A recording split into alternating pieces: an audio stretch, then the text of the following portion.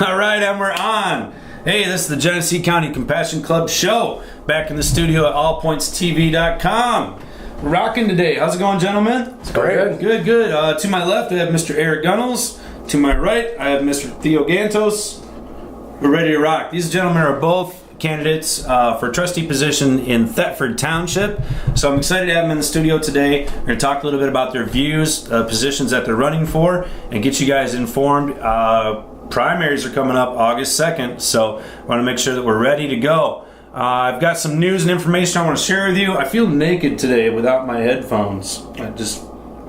I feel lost, I gotta tell you. I know how that is, because when you have headphones, when I put the headphones on, I feel like I'm in the radio show. I feel like I'm naked right now. Right, you feel like you're not, you're outside the show talking in. Right. Yeah, I know how it feels. So bear with me, it might be a little awkward today without my phones. But nevertheless, just want to say thanks for joining me, thanks for joining us here at All Points TV. We're glad to be back in the studio.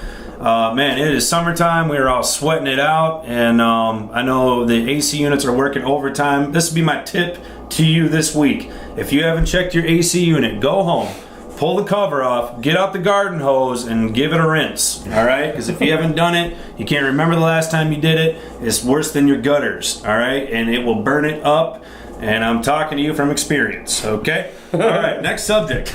We've got events and other fun things that have been happening down at the club. We just got done with our soup kitchen. We got our G3C soup kitchen just happened down at North End Soup Charities right here on Stewart Street. That was last Friday. My man Matt hooked everybody up with some coney dogs that were absolutely delicious, and peach cobbler, coleslaw, the works.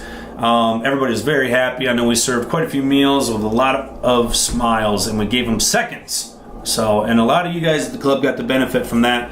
So thank you very much to the team that went down there and helped serve the food. It's an awesome charity for us to be able to be a part of. And also the next day we got up the next morning and got back at it. We went out and cleaned up M13, did our Adopt a Highway for the second time this year. And no, there wasn't a lot of trash, but what was there we did get. So good deal. We cleaned the grass again. Very cool. But thank you for everybody that came out. It was definitely hot on Saturday. Thankfully, we were able to wrap it up by noon, get back to the club and get some food. But, it wasn't too bad. So I just want to say thank you for everybody who showed up and helped out. I know you sweated your butt off, and I definitely appreciate the help. So Michigan's looking better because of you. Next events that are coming up, I want to get these off the table so we can make sure you're up to speed on everything that's happening. This is in honor of voting, August 2nd, calling it Rock the Primary Day. So make sure you come down to the club on August 2nd. We're going to have a special event, and that's why my good buddy here, Mr. What did we decide to call him? Kushalusa? What was yours, Theo? Can of bread. Can of bread. We got a lot of names for our little toy horse here, but what we're going to be doing is a little charity event in honor of one of our favorite club members, Blueberry Bob. We're calling this the Blueberry Run for the Roses. If you guys are into the derby, you know what I'm talking about. But what we're going to be doing is allowing you to construct your own stick horse, just like this one right here. If you're not that artistic and don't feel like making one will be available. You can purchase on your own. But the donations are going to go to help out charity in honor of our member Blueberry. And we're going to have a fun event tied to these horses, a little race in the club that you can participate in. Now, I did talk to one of our members earlier today, and he brought up a good point. He said, what if I can't race, but I still want to make a horse? You can do that too, okay? So for everybody, we got something for you, and you guys can participate, have fun, and then help us help out a charity in honor of our most awesome member, Blueberry Bob. All right? So come join us August 2nd. Another little thing I want to mention is that you can't participate in the horse race if you haven't voted on August 2nd. So before you get to the club on August 2nd, go to your voting polls, Definitely. Get your I voted sticker, and then come in for a horse race. All right? Absolutely. We need your support. All right. So we're going to have also on that day a euchre tournament starting at 6 p.m. All members are welcome. And remember, more than anything, your vote counts August 2nd. So be there. All right, next awesome event that we've got coming up at the club. This one I'm really excited about. This is something new that we're doing, and this is from our good friends, Aaron Park. You guys got to see some of his work at the 420 show, at the 710. The glass blowers who I'm talking about. So you guys remember the glass blowers at the parties? He's coming back, and this time he's going to be showing us how to get started in this most spectacular hobby. It's going to be August 14th, which is a Sunday. He's going to be just open for this. So it's a very special event. There's a very limited amount of spaces available because I want to make sure that Aaron, the glass blower, has actual hands-on coaching time with everybody. But you guys can still sign up. The cost is $50 per person. It includes materials. You can contact Sean to reserve your spot or call the club. We'll get you hooked up that way. Like I said, space is limited, so you want to make sure you sign up quickly. And again, Sunday, August 14th, glass blowing class. Should be a lot of fun. They're the guys that make those Legos. You seen the glass Lego pieces? Yeah. That's the guy. Cool. You have those in the very cool. Yeah. Very cool stuff. All right, and then at the end of August, we've got our golf G3C golf event. This benefits the Hurley Medical Center and Children's Roar Foundation, which is a foundation set up by Hurley to allow kids to get books in their hands when they've been traumatized and they're in the hospital. So a lot of kids would like the opportunity to read, but believe it or not, they don't have books. This program through the hospital helps provide that. If you're a golfer, or even if you're not, you can help support the program by signing up, joining us at Copper Ridge on August 29th. Get that up there for you. All right? Nice golf event. 18 holes. You get a hot dog at the turn, and also, I believe, a steak dinner with that. Cost is $70 per person. You get your teams together. I believe it's a 4-man scramble. There will be prizes. We've got lots of sponsors for this, so it's going to be a big, fun event. And like I said, even if you're not a golfer, this is something you're probably going to want to go to because there's going to be a bunch of hacks out there like myself, so you don't have to worry about being embarrassed on the course. Be a pro. You know, yeah, usually I bring about 30, 40 balls and I use them all. You know what I'm saying? I'm there for the hot dog. But anyways, I want you to come there and help support the children and also have a good time with us. And that's on August 29th. You can still sign up for that. Like I said, cost is $70. But you're going to feel that it's worth every single penny. So come on out and join us for that. It's going to be a lot of fun. Fantastic. All right? All right. I got some news and stuff I want to share. And I think by going through some of these news topics quickly, because I want to have time to talk to our guest here today on the show, but I want to give them an opportunity to sort of chime in on our news stories because I think it's going to give you, the viewer, a little bit of background as to where these guys stand on some of the issues that are important to us at the G3C. So let's get started. The first medical marijuana dispensary is now open in Florida. This is from news4jax.com. You can check it out yourself. In 2014, the law allowed the company to sell low THC cannabis oil to patients who suffer from cancer. What they're mainly referring to here is supposedly a CBD oil project. And that's what Florida basically legalizes, CBD-only products. Somewhere along the line, I think their legislature screwed up and didn't realize that you can't have CBD without a little THC. But at any rate, that's what they did.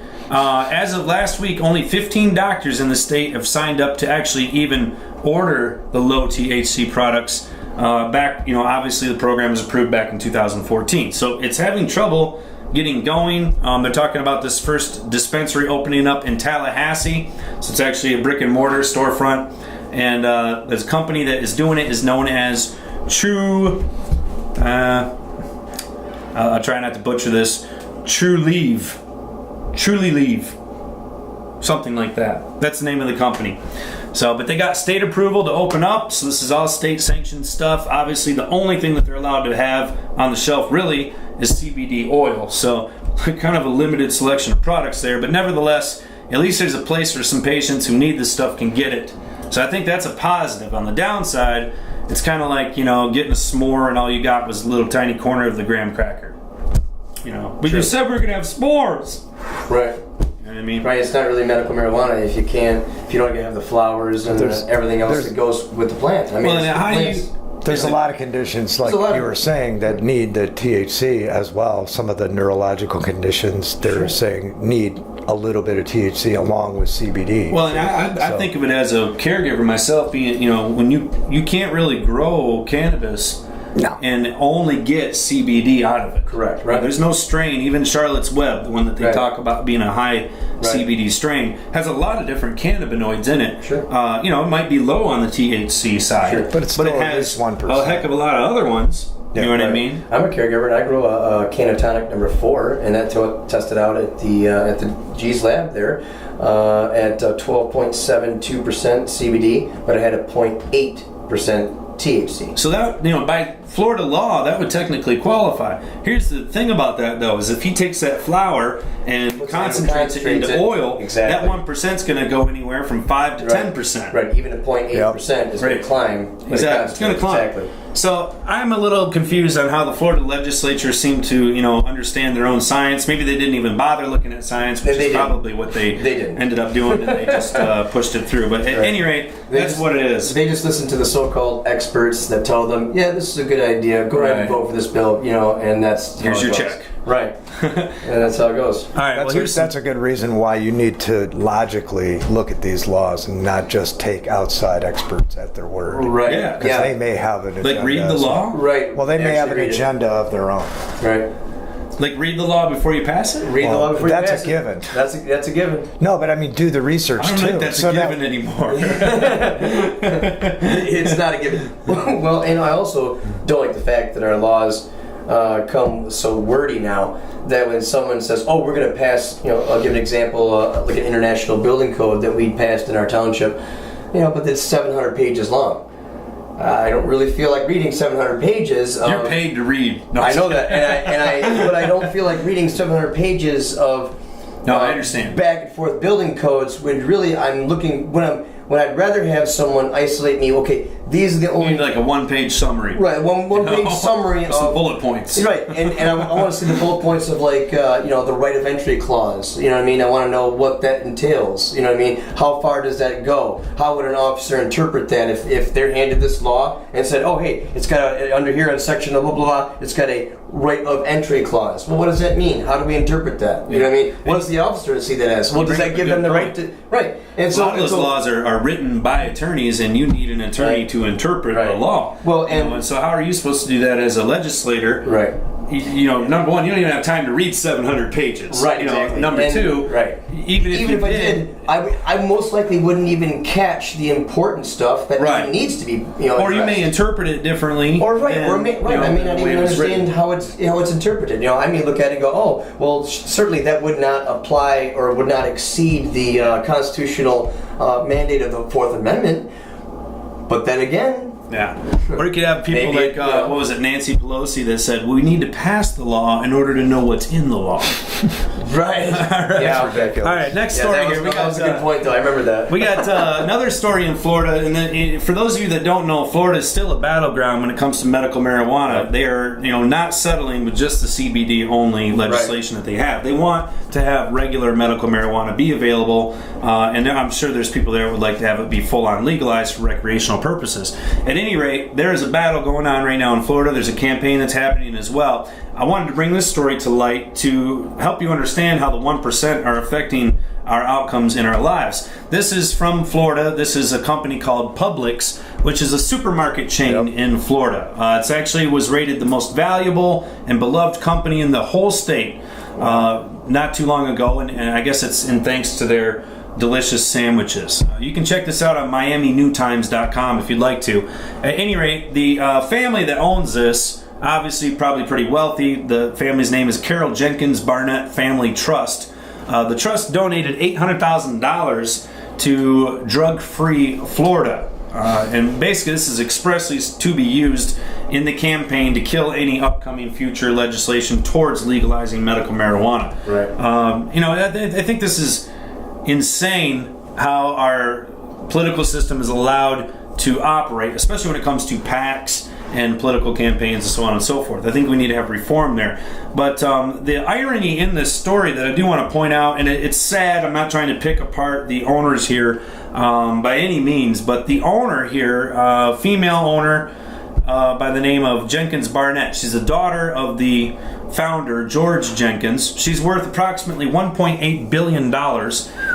So she's pretty well to do. Unfortunately, she is currently fighting early onset Alzheimer's. And the irony that I'm bringing up here is that here she is putting forth her family's money to quash any future legislation, for medical marijuana, and at the same time there was a recent study that just came out. There have been several. And you're right. There's been several studies. Not just slow it down, but actually reverse and dissolve the plaques. There you go. Right. So she's suffering from Alzheimer's and out there trying to propagate herself to say, hey, marijuana's bad, shouldn't have this. Right. Well, marijuana very well could be the thing that could save her own quality of life. This study is from the Salk Institute, and they found preliminary evidence that THC, not CBD, THC, can reduce beta amyloid proteins in the brain associated with Alzheimer's disease. Other studies offer evidence that cannabinoids may be neuroprotective against the symptoms of Alzheimer's, and they say that they believe their study is the first to demonstrate that cannabinoids affect both inflammation and amyloid beta accumulation in nerve cells. Right. So again, this is from the Salk Institute. The professor's name is David Schubert. And hopefully somebody gets that information over to the lady over at Publix. So, Ms. Jenkins Barnett.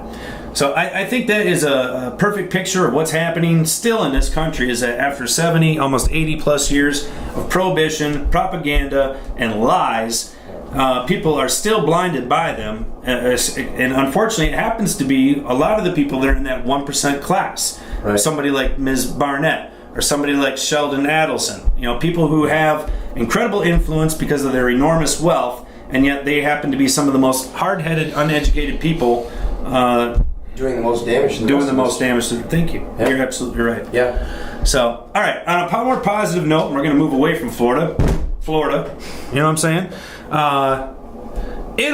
Italy may legalize marijuana on Monday. So there was a bill that went through in their Senate. They want to have a program that's very similar to Colorado, talking about recreational, tax it, regulate it, all that and the other. Sure. So we'll have to see what happens in Italy. Italy, obviously, a big deal. It is. They'll lose a lot of funding from the UN, IMF. Potentially, and that's what I'm interested in. Usually most of these countries have agreements that there's covenants to say you only get loans if you agree to join the UN covenant. Absolutely right. The UN, because Uruguay went through that, and they were threatening them with a lot of loans. And they just had their first harvest too. We have that, but now you have to look at the U.S. because we have this convoluted policy here where it's still illegal. However, we've got 4 states plus the District of Columbia that it's legal for everybody, and then you've got 26 states with medical marijuana. So clearly, we're not abiding by the United Nations drug policy.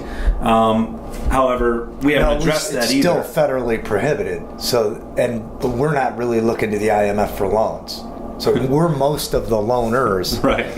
That's what they tell us. We're the lenders. Yeah.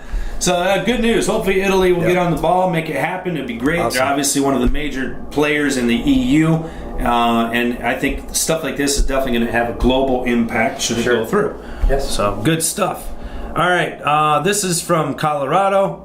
And I thought this was kind of interesting. In spite of the forward progress that's being made with terms to marijuana, the DEA is still going after and creating propaganda, so on and so forth. And the latest bit that has been issued, a new intelligence report from the DEA, says that much like the meth houses of the 1990s, homes now are basically turned into pot houses, and it renders them in oftentimes uninhabitable conditions, ruins the home, plagues the neighborhood with bad smells and, refuse and so on and so forth. Typical baloney that you hear. Fear-mongering. And that's right, fear-mongering. So they just want to scare you off, think that somehow this is like the new black mold. Yeah, or in spite of the fact that Colorado's generated millions of dollars of revenue now because of this, teen drug use has not gone up. Right, all crime has gone down. Yeah, crime in general has gone down. There's a positive aspect after one statistically proven,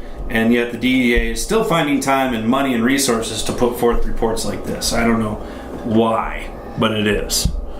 All right, and I would say that's related to the presidential election. Maybe, possibly. All right, and one more thing from Colorado. It's kind of along the same tune here, is that they're saying, this is from CBSNews.com, more children are ending up in the emergency room or needing treatment for marijuana exposure in Colorado since the state legalized pot for recreational use, a new study finds. This is from researchers from the University of Colorado Anschutz Medical Campus in Aurora. And basically they say that between 2009 and 2015, they have definitely had an increase. 81 children, all under 10 years old, in 2009 and 163 calls made to the poison center. So at any rate, yeah, obviously exposure is increased as marijuana has now been recreationally approved. Okay. But I think I'd like to point out for a lot of folks that don't live in Colorado, they figure, well, yeah, how do you know, that's terrible. You have to understand, anything that is sold in Colorado that is an edible, not a bud form, even in bud form, are all sold in child tamper-proof containers. Right. The packaging has actually been legislated so that it isn't the type of packaging that would be appealing to a child. Right. It's not going to mimic your candy aisle at the gas station checkout. They specifically make it to look like a medicinal product or like an adult use type product. So these things are already governed, and I think it's done in a responsible manner. What we need to have here is a better educational system for the users out there to make sure they understand the importance of keeping their medication away from their children, making sure that it is in an inaccessible area. And that's something that everybody, I think, needs a reminder on, because it's not just your marijuana, it's not just the pot-laced brownie, it's also the pills in the cupboard, and all the other substances that are in your home that are dangerous to your children. You need to make sure they're put away. And you know, again, we're talking in this survey about kids that are under 10 years old. So these are the kids that go out and they get into the garage, and next thing you know, they're drinking a bottle of window cleaner, and we don't know why. You know what I mean? You just and there's no we have no articles on how many kids are killed by eating opiates and Vicodin and that. Right. Yeah. Nobody's pushing stories in the news about that, but we are getting news about edibles. Right. So it's interesting to see. Right, and that's the whole thing. I mean, we have to remember too Who's pushing it. that still even an overdose, what we would consider an overdose of cannabis, is not going to kill somebody, and it's not, you know, in the words of a Genesee County sergeant police officer, he says, you know, a kid could eat an entire stash of marijuana and still wake up the next day and be fine. Yeah. You know what I mean? Yeah, it is a good point. Obviously, we don't want to see anything happen to youngsters. Right. We don't want them getting into this, and that's why we're telling you about it right now. But the nice thing is to know that if something does happen and if an accident does occur, that nobody's going to die from this. So, and I've had it seen more often happen where it's a the dog ate the snack off the counter, and now it's passed out on the floor and it lost bowel control, and you're wondering, you know, is Bessie gonna make it? You know what I mean? She'll be okay. No. Dispose of your old muffins carefully. Right. You need to be careful, but it is not a lethal substance to man or beast. Right. So I mean, that's a nice thing. Yeah, and that's there's no compounds that are found in cannabis that are toxic, and they cause a toxicity in the body, in any organ, in the blood. Nothing like there's not a death-causing toxicity level of all in cannabis. So there's no doesn't happen. All right, one more story I want to share with you guys before we get into the meat and bones of our August 2nd primary. This is in Ferndale, Michigan. For those of you that don't know, Lara has a program written in to when they collect fees from us, patients and caregivers, that they have to first use the fees to fund the program, to make sure you get your cards on time, do the background checks, all that and the other. But they still collect more than what the program costs them. Billions. There's an overflow. So that's $60 you send in every 2 years. Actually, it doesn't cost that much to process your card, believe it or not. Go figure. No kidding. Seems like your driver's license costs like, what, $14 or something, and it's good for 5 years? Right. Anyways, moving on. The extra money that they collect, they have the ability to give that back out to police departments. They do. And what happens is county police departments then can write in a request to receive funds from this surplus. And this story here stems out of Oakland County. County Sheriff Michael Bouchard, who is running for re-election down there, sent in his forms, all right, and he got some money. He did his job. What he also did then is split it down to lower or smaller precincts and townships. So they kind of split up the money. 15 different municipalities that participate on the narcotics enforcement team were selected as available, and then they ended up divvying out some money. So what happened is in Ferndale, they gave them $5,000. So here you go. Here's $5,000 from Lara.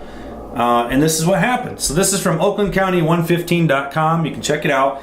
It says, after unanimously voting to become a sub-grantee of a grant from Lara to the Oakland County Sheriff's Department, Ferndale City Council revisited the issue with a 3-1 vote to decline decline up to $5,000 of grant money from Medical Marijuana Act fees.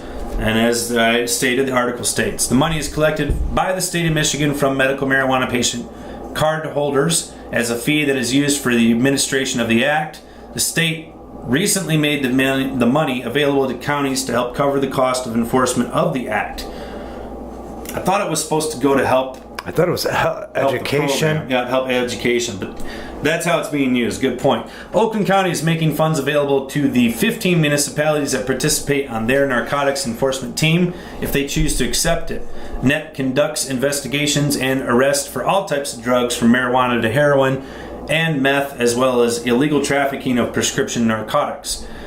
Royal Oak commissioners voted to accept the grant for their community. Former Mayor Craig Covey, who is running for Oakland County Sheriff against Mr. Bouchard, gave his comments at Monday night's meeting. He and other legislation supporters urged the council members to change their mind about accepting the money. And this is his quote, "These funds come from patients, and I want people to understand that," Covey said. He reminded the council of the raid on clinical relief in 2010, a dispensary that had been opened with the city's council's approval and then was raided. Covey listed items from the Oakland County grant, including sting operations, vehicles, evidence bags, and bulletproof vests. Ferndale's portion of the grant was limited to overtime hours for the Ferndale officer who serves on net. So even though they were going to give him $5,000, they weren't just giving him $5,000. They said, "We'll give you $5,000, but it's only going to be for paying the overtime hours for when our officer works on your team." So kind of a interesting grant there. Council members Greg Paulica and Raylan Leaks May both decided against accepting the money. Our community as a whole has legalized to accept funds that are being used to arrest people for something we consider legal, even if it may be in Clawson or Pontiac. I still have an issue with it, Paulica said. Mayor David Coulter was not in attendance due to being out of state. Mayor Pro Tem Melanie Piana renewed her stance on accepting the grant money and cast the only vote against the reversal. So the grant money will remain in the pool for the Sheriff's Department to distribute among the remaining communities that accept it. So there you go. That's what went down in Ferndale. I'd say kudos to Ferndale. Kudos to Mr. Covey. If you're in Oakland County, obviously Mr. Covey is a friend of yours if you're a medical marijuana patient or caregiver, and Mr. Bouchard is not, if you haven't figured that one out already. I wanted to give that to you because I think it's a real snapshot of how the state is using your money, how the departments use the money, what it was intended for, like Theo pointed out. It was made so that we could help improve. It's supposed to be for education and training, and I would be okay with them.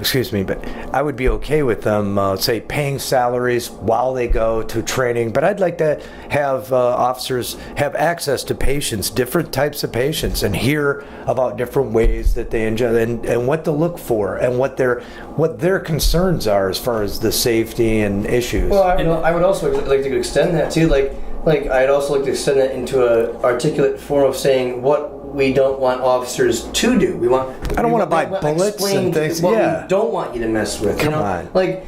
For example, we don't want petty things addressed to the medical marijuana community that doesn't seem to be anything out of the ordinary. That this person is trying to seriously violate the law. For example, many people often, I'll use the expression, get caught with their pants down because either their operation is very casual in their home, or I'm talking about technical violations. Yeah, exactly. Like little technical violations that they just write you a little ticket. They'd write you a ticket for this if your car light was out. Don't be not arrest you. Right. So I'd like to see it addressed on those petty things addressed as the lowest law enforcement priority. If you don't see a pile of trash in the middle of your front yard, if you don't clean see it up, someone, not arrest you. Hey, they come to answer the door. They left their facility door open. Okay, don't give them heck about it. You know what I mean? Well, I'd like to point out that here they are issuing out state funds. They're divvying up the goods, right? Right.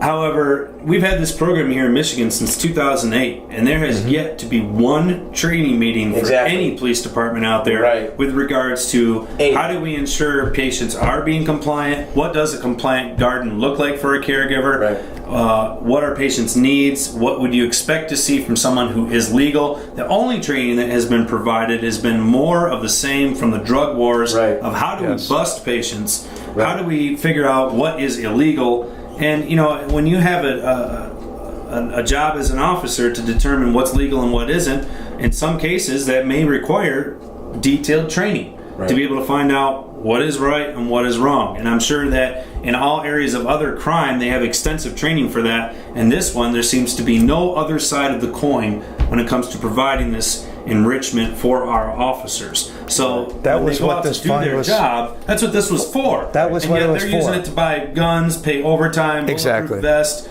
conduct more raids. And while that certainly may be a part of their job, that's not what this money was supposed to be allocated for. It was supposed to be allocated for educational purposes. And it seems that the education that is being provided isn't anything that is really going to help an officer determine whether or not someone is being compliant. And that's one of my biggest complaints. I'd like to see them actually have to see through the process about, okay, here are all the conditions that are in the class 1. Here's the conditions in class 2. Here's how a patient actually what they go through when they're going to get certification. Or at least have, here and here's viable some products that people are using. This is what you'd expect to see. Here's how it should be packaged. Here's the normal amounts, what they look like if they're in different forms, so that they can basically visually identify pretty quickly whether or not somebody's within their limits. Because that's what we really want to be able to do, is to identify the people that are abusing the program, eliminate them, and the folks that are doing the program the right way, allow them to continue doing so. And it's a very simple thing to do if you understand what the patient's needs are. And when we don't take that into consideration, when there's no education provided for that, it makes it very difficult for our officers to understand, because they've been receiving the last 20, 30 years training that says all of this is illegal. If we see any of this, they're doing, something's wrong. And now that is not the case. And so we need to be able to have that education to provide, the scenarios to them so that they can know what to expect.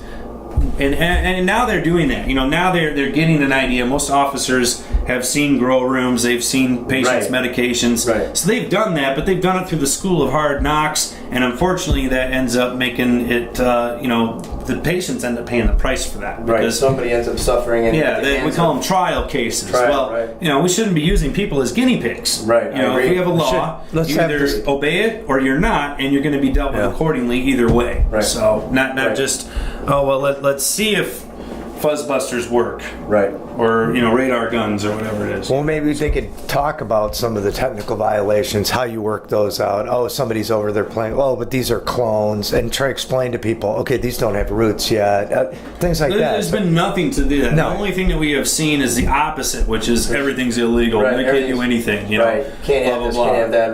And that's the argument. I think a little sympathy. It's so extreme that the answers sometimes that are being provided.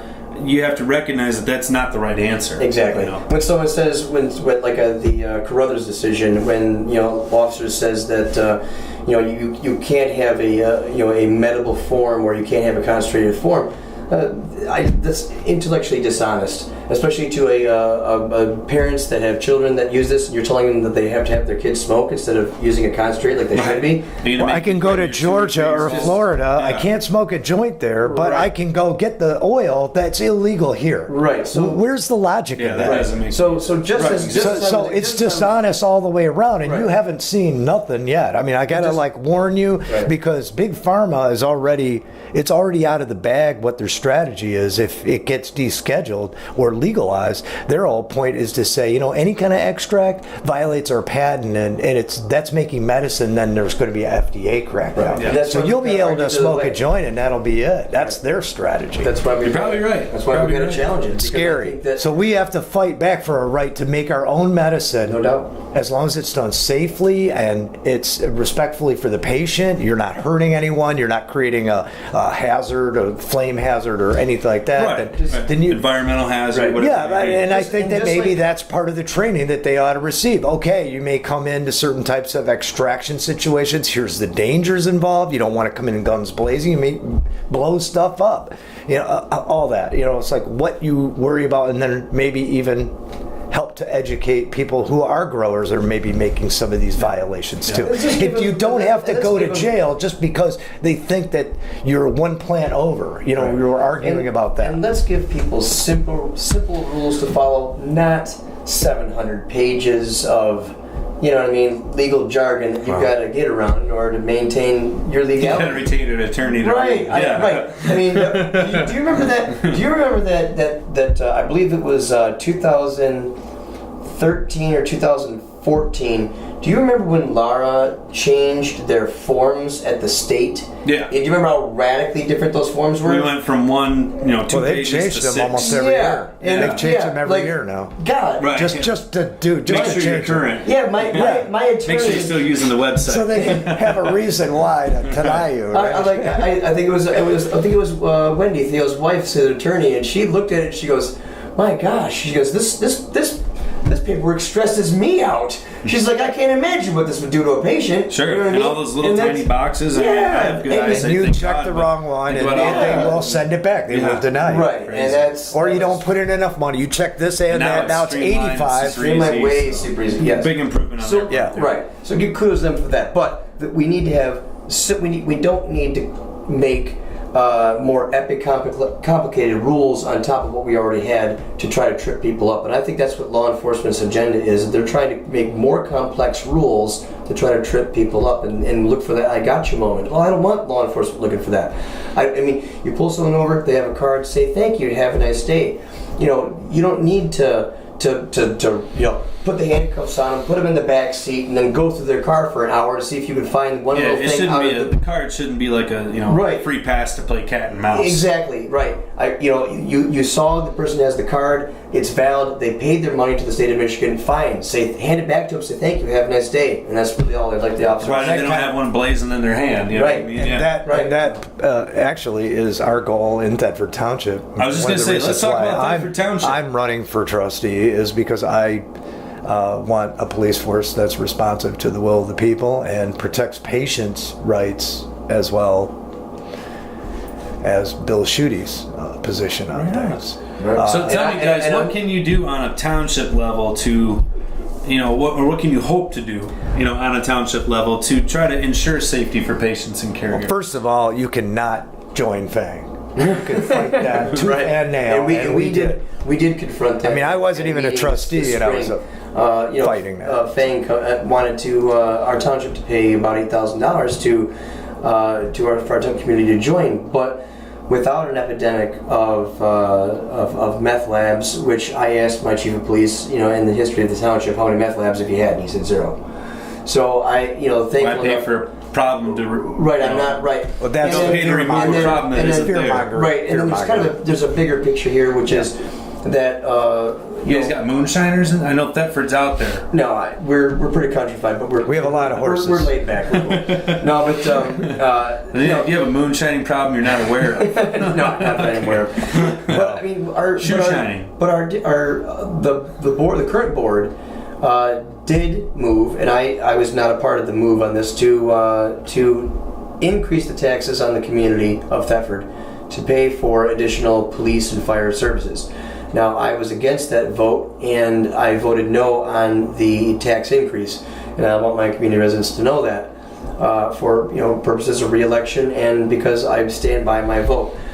But furthermore, I feel that it was wrong to increase their taxes to pay for a current police department that we could barely afford as it is on the current strapped budget that we're on, and then have to pay additional money for an additional rogue police agency from the state, which the state police already has jurisdiction in our area. If there's an issue or FANG wants to conduct a raid or whatever, they already can anyway. It's not like my community needs to pay them additional money to go do that.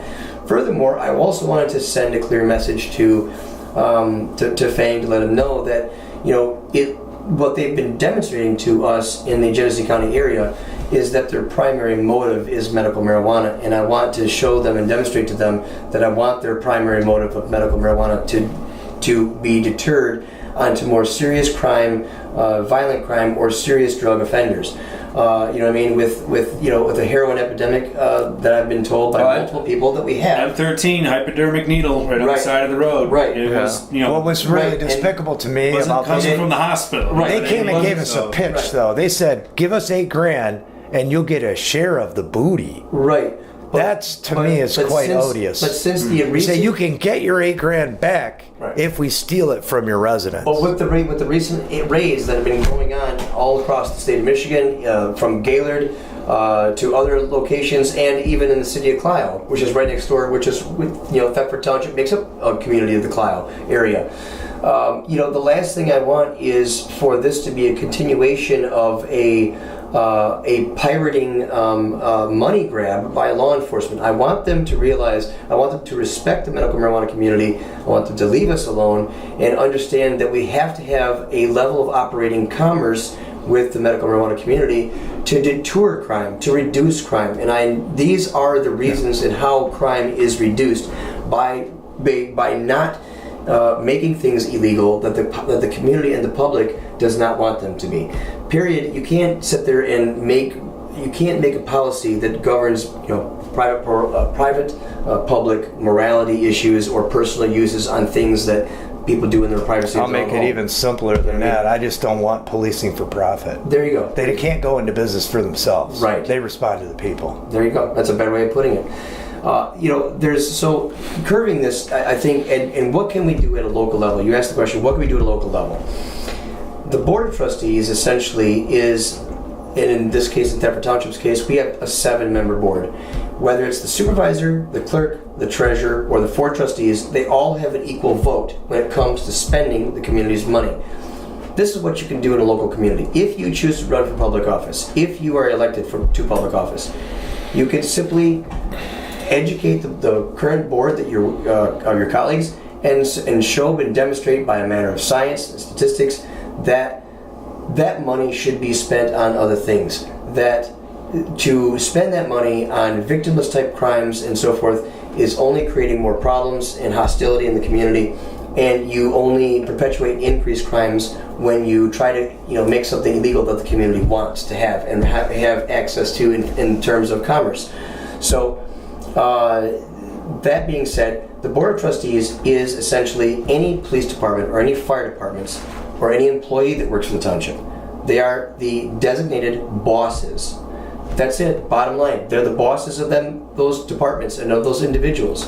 And if you don't want community residents' money, taxpayers' money, being spent on an enforcement or something in particular, you can put policies into effect and say, we don't want you spending money on this. We don't want you exercising this because it costs us too much money.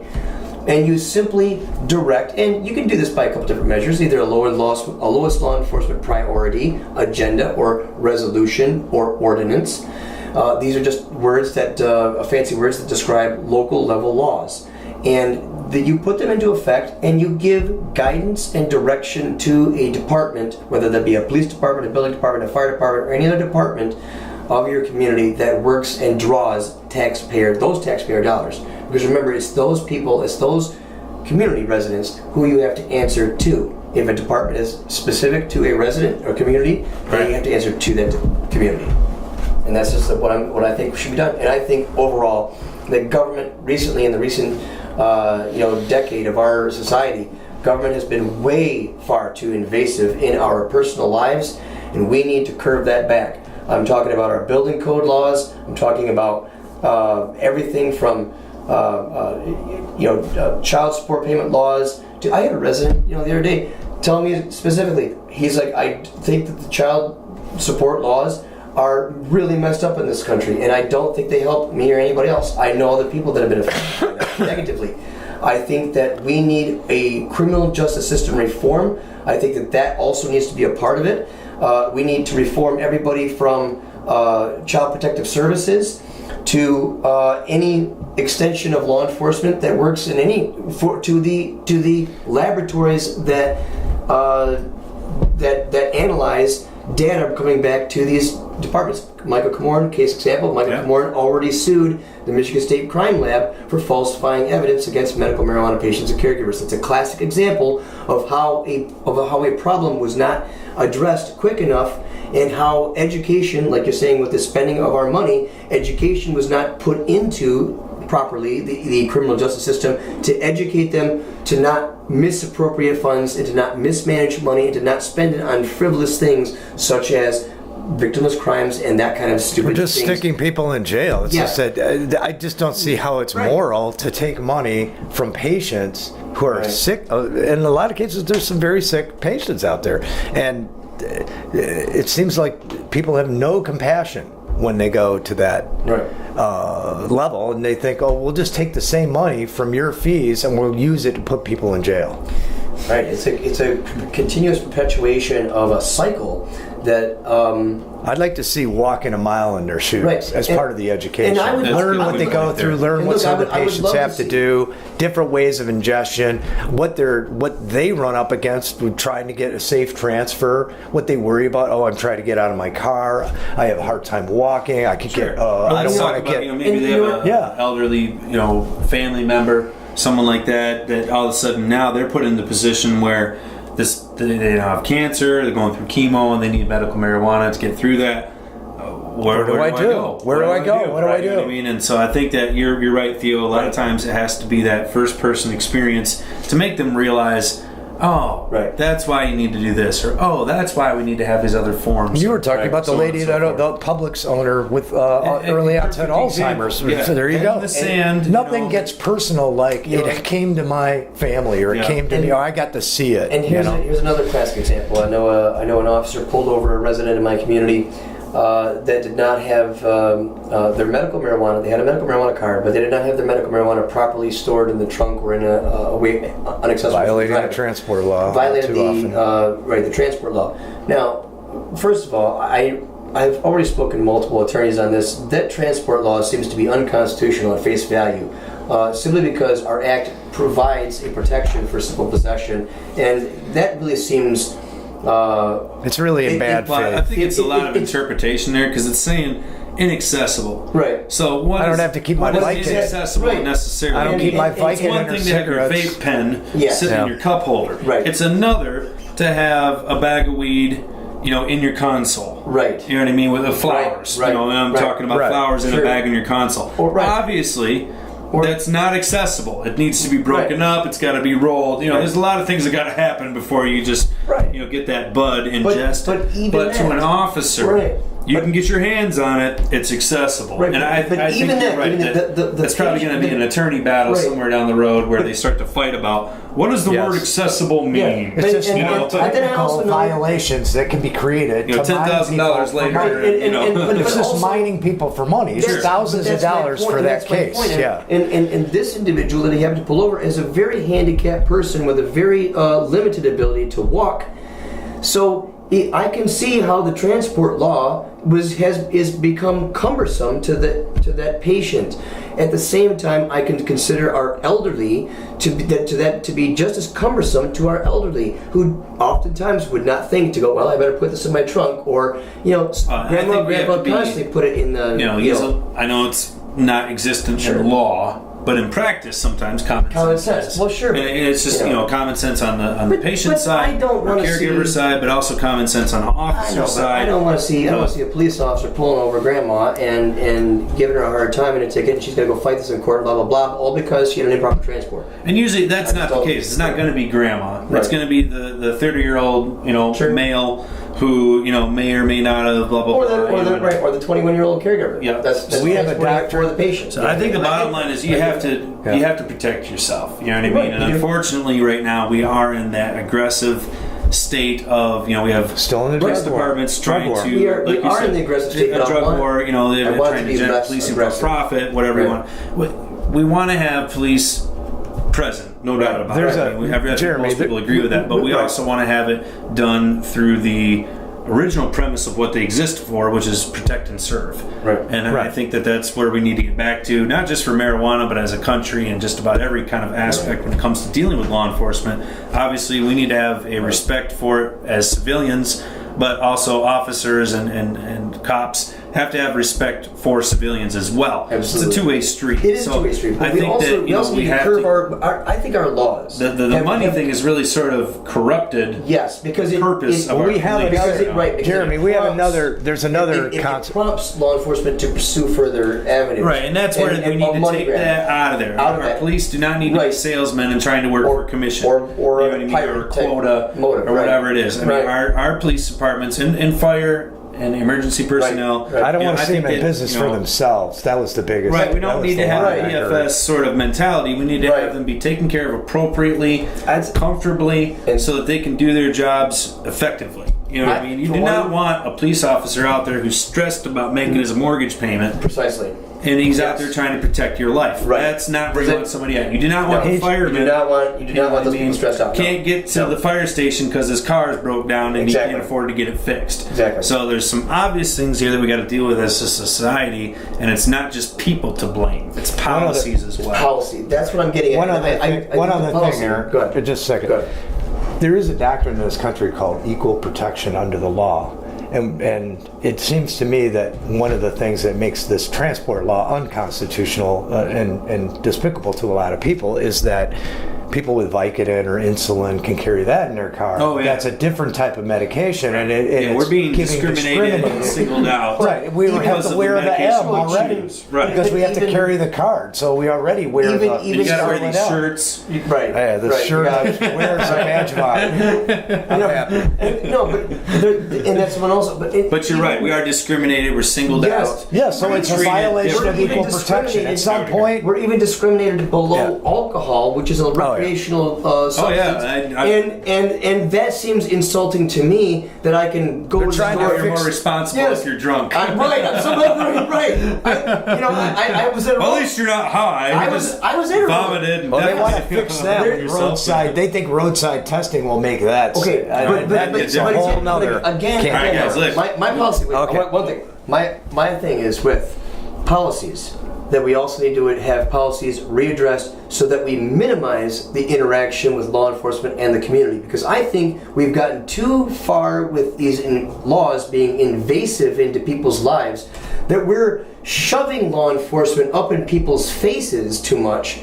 And that's giving us some blowback. That's like people are like, look, I don't want an officer to be like at my doorstep trying to bum rush my home and come into my house or to invade my car or my space. We need policy adjustment so that the officer has a bit of discretion to let people be at peace. You know what I mean? I don't want my officers to be so aggressively trying to advance someone that they're infringing on or stepping on people's civil rights. I think what Eric is trying to say is rather than the black and white of you're either illegal or you're legal, let's have some gray. Okay, you're a technical violation, but fix it. Yeah. Just repair and report. Prosecutorial discretion. Yeah. I'd like roadside and law enforcement discretion when they arrive at a scene. I think that's fair for them to assess the scene, but look, there are some things that I just don't want law enforcement getting involved in, and I tell you what, Child Protective Services, that's a big one. I think many people have raised many issues with me over Child Protective Services that it's very scary. It's enough that it does need to be addressed. Yes. We need to come together at the table and have a discussion about what is proper protocol for an officer of the law to take someone's child from one parent, give it to another, or in the case of an event, I saw home. Yeah, it's very scary. I've seen a woman pulled over the side of the road, just got reunited with her daughter. Minutes. She'd only been reunited with her daughter for only 5 minutes, and someone wanted to be mean, call an officer to the scene because they knew that she had a standing warrant, and then they wanted to separate the woman. And I tried getting the officer to recognize a bit of road. Look, I just wanted the officer to recognize a compassionate side of discretion here. This woman just, It's not like you can't This is not a bank robber on the do his land. job. I know it, and the warrant was so fraudulent and so based on another incident of victimless crime enforcement that it was really BS, and she got it thrown out of court. Like a traffic ticket. So what I'm saying is that she got hit doubly hard for a frivolous incident in the first place, and then on top of that, look, I just want discretion with law enforcement when involved in parental and children separation of home. I've just seen this all too much. I think it's too invasive in our lives and our personal lives. I think there's been a lot of different issues with CPS. I think a lot of people would agree with that. A lot of people agree with me. A lot of different adjustments on a lot of different levels. A lot of different levels. It's very scary. Gentlemen, we got about 2-3 minutes here to wrap up the show. Okay. So, do you have any other questions that you want to ask us? I do. I want to ask. Let's wrap it up. We've got primary coming up here on August 2nd, right? So we're literally looking down here at the clock. We got less than a week to go. Less than a week. So how important is it, gentlemen, to get out and vote on August 2nd? Oh, it's everything. It's critical. Your vote. I see what's happening in the national politics, and I think it's a disgrace in this country, to say the least. However, and I know that everybody's disgruntled. This is probably the most disgruntled presidential election in the history of our country. People are very disgusted with Hillary let's not get into Trump. We don't care about the public. We need local support. If you don't show up, then you're not going to have your vote counts more on a local level than it does on a national level. Oh, huge. So please, if you're going to get involved in politics, if you're going to pay attention to what's going on, pay attention to what's going on in your local community. Local. Precisely. It is. Pay very close County attention. and township and city are the only ones that your vote really matters at, folks. And I know you might call me wrong, but I'm telling you, Yes. the only one you're really keep voting for is your county and your city and your township. Yep. And in this case here, guys, I want to point out, you haven't brought it up yet, but I know that there are more candidates running for trustee positions in Thetford Township than there are available on the board. So in other words, what that means is that decisions are going to be made for Thetford Township and cities across the state on August 2nd, because in a lot of different districts, especially here in Genesee County, we have an overwhelmingly strong Democratic incumbency. Constituents. So most of you guys are Democrats, or at least that's the way you vote. Sure. So what that means is that if you've got 7 Democrats running against each other for 3 spots, and there's no Republicans running, the vote is really happening on August 2nd. There ain't going to be any selection on November 2nd. It's going to be, this guy's running for this spot. Check yes. Right. You know, that's it. So don't just you don't even have to check it off, and he's getting the job. 4 seats. We have 10 so people. Don't just assume that and we only have 2 people that are caregivers and patients that are running. So in your township, so you know where we stand on that. Right. So I hope everyone 10 knows. people running for that. Yeah. So that's a lot of competition. That's a lot of candidacy going on, and that's a lot of importance to get to the voting booth on August 2nd. Because obviously this Thetford Township is just one of them, but there are going to be decisions made. Genesee Township, where the club's located at, is another perfect example. Oh, you there are no support. real Republican competition going on. It's all on the Democratic side. So whoever wins the Democratic, or whoever wins the primary, gonna win. That's it.